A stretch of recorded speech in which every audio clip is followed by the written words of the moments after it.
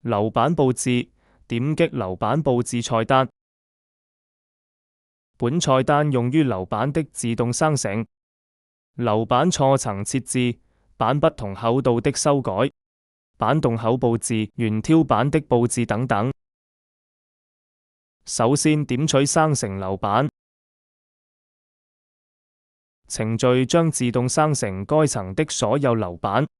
程序給每個由梁或牆圍成的房間自動生成樓板。樓板的厚度就是前面本層定義時設置的樓板厚度。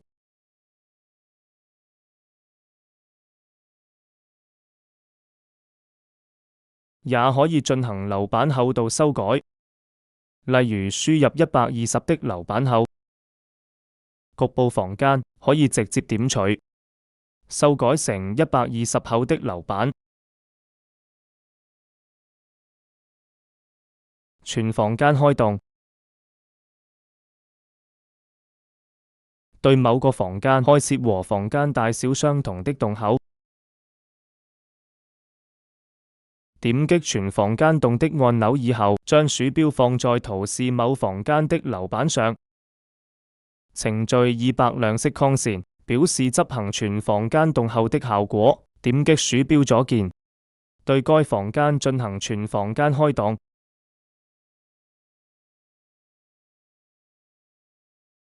佈懸挑板，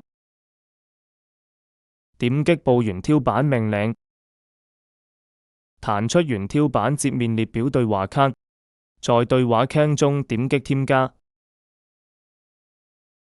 彈出定義懸挑板的對話框，在該對話框中的懸挑板寬度列輸入0，表示懸挑板佈置在網格全長範圍內，在外挑長度列輸入1米。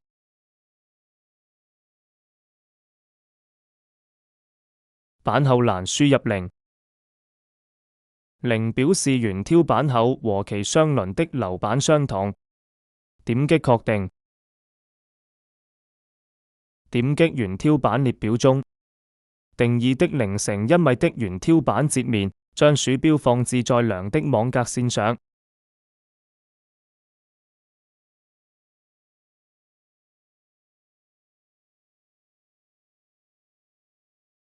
程序200亮色預顯懸挑板佈置的效果。點擊鼠標左鍵，懸挑板佈置咗預顯位置。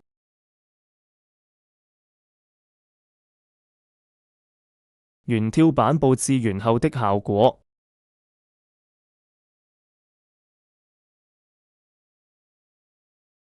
在樓板佈置菜單下面，還有一些子菜單用於修改相應的訊息，如樓板錯層、修改板厚、佈空心板、佈壓型鋼板、疊合板、佈置儲物等等。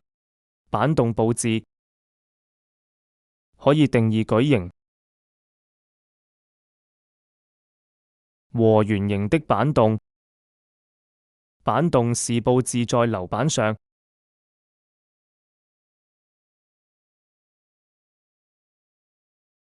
可以直接以光標的方式佈置，也可以進行精確定位，